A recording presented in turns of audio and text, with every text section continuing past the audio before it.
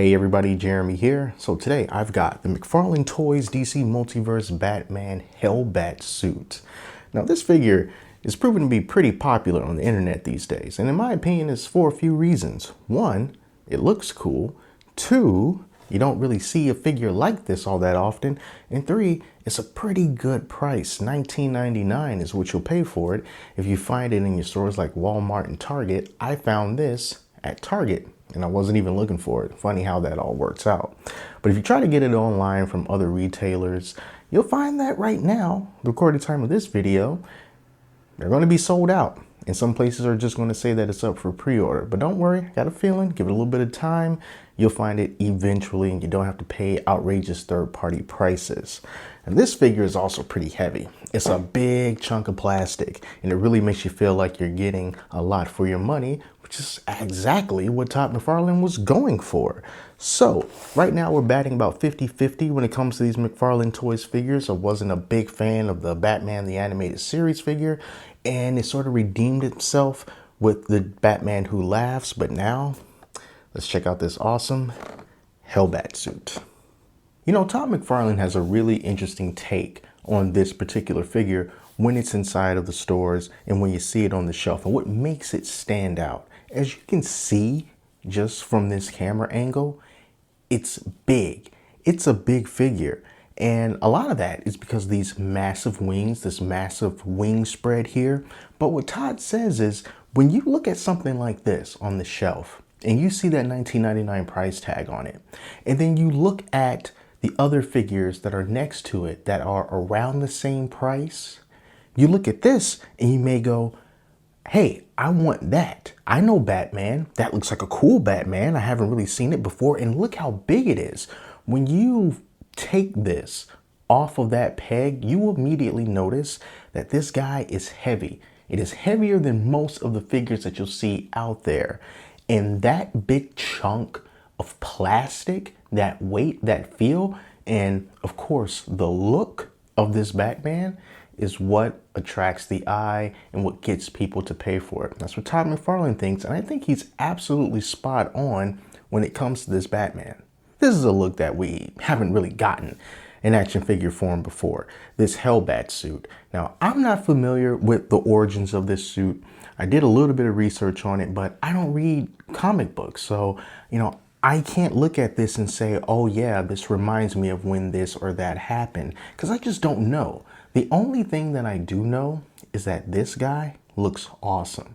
We know that is Batman. The red and black is always super edgelord, right? And is going to stand out really no matter what you do.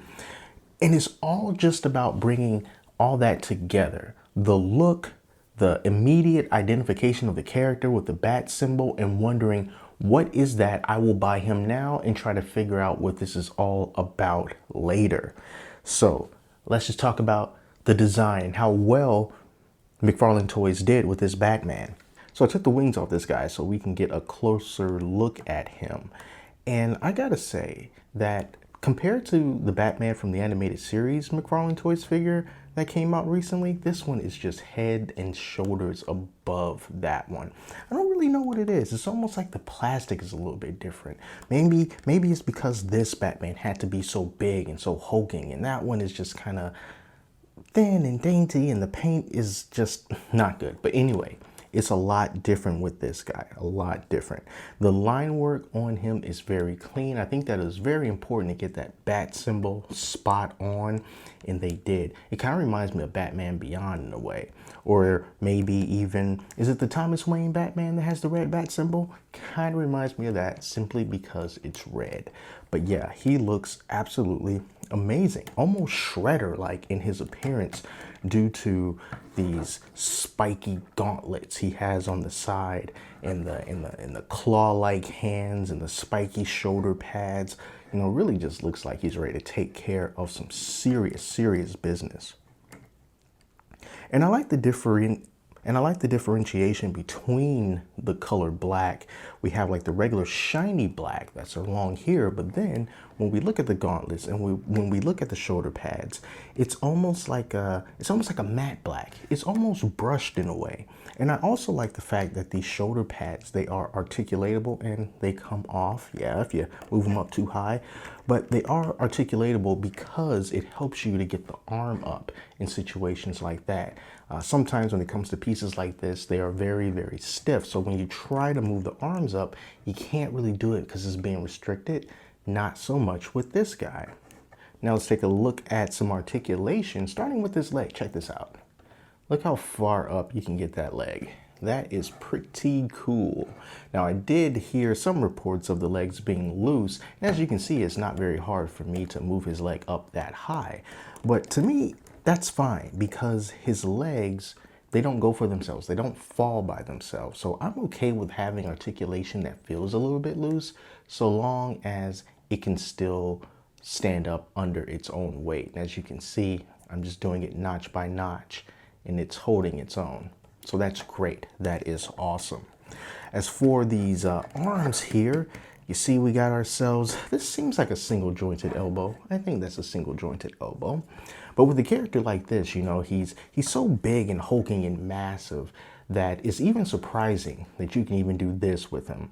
I feel like Todd McFarlane would feel like a figure like this would have limited articulation in that it would make sense because you wouldn't expect him to do this at any point in time. Might be different for this Batman with this particular armor. I don't know.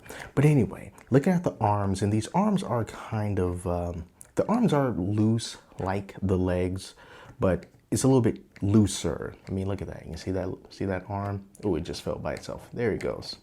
I can see that there is some extra joint action going on in there. So you can like roll that shoulder. It helps to get some more articulatable poses out of it. But I guess just depending on the figure that you get, it might be a little bit loose. It may not. It's not too bad though. It's not too bad. So same thing over with this other arm. And like I said earlier, these shoulder pads don't hinder that articulation so that you can do that. Those fingers look really good, by the way. I think that looks really, really awesome. The head is something that I've noticed with the 3 McFarlane Toys DC Multiverse figures that I have so far. You don't get a lot of head articulation. I mean, even with Batman, you can't really move his head up. I mean, down, man, can't really do that. And then side to side, yeah, but you kind of got to force it a bit, but it is there. It is definitely there, but you can't really get the head going up and down. And I wish that you could do that, but you just can't with these figures. There's something about the heads with these McFarlane figures that is the weak point of them. It's very strange. But let's take a look at these bat wings here. So you see at the back, he just has those 2 pegs. The wings are folded up inside the box because they wouldn't be able to make it onto retail shelves if it were spread out like this. You know, the box would be too big. You got to keep things relatively uniform. But the wings just go into here, and it's a pretty tight fit. It is a pretty tight fit. I'm going to take them off just because they are out of frame. If you want, you could fold it up and put it this way, but at the same time, it blocks the other peg hole, so you won't be able to get both wings on there. And it really doesn't help if you try to rotate it either. So it's really best to have the wings completely spread out like that. And it's best to have them pose with those wings. Now, the only problem is if you're putting them on the shelf with a bunch of other figures and they're close, that wingspan is gonna be a bit of a problem for you. So he demands some extra shelf space all to himself. So yeah, I like this figure. I think that it is pretty awesome. Oh, I didn't talk about the legs. Or I didn't talk about the knees. Yeah, it looks like a single jointed knee there. Look at that. And then also toe articulation. Yes, toe articulation. That was very, very helpful for getting him in that pose that I had him in earlier, just like that right there. Yeah, that toe articulation, that really helps because his heel is off of the ground. So if that toe articulation wasn't there, I'm not too sure how successful he would be standing him up this way. But yeah, I think for as big as this figure is, I think the articulation is good. And most of the articulation that he has, if not all the articulation that he has, I think is actually very usable. And I think you can get him in some pretty cool poses, especially if you're going for the power game, you know, and I think you should when you're dealing with this type of armor. So yeah, good job McFarlane Toys with this one. And then I also have what I think is maybe an equally popular figure, Superman Unchained, that surprisingly apparently only showed up in a few panels of a comic book, and yet we have a figure on him. And it helps out with another one of Todd McFarlane's theories about bringing more unique characters into action figure form. And if that one's successful, maybe we will get more. So yeah, I like this guy. He's a very unique Batman, to say the least. And if you got the extra 20 bucks lying around and you see him on the shelf at Target, Walmart, wherever you may be, I think that is worth picking up. If for nothing else, the really cool look alone. And everything else is a nice bonus. So that's it. I will be back with the Superman Unchained armor video review waiting for you. So until then, I'm Jeremy, and I'll talk to you later.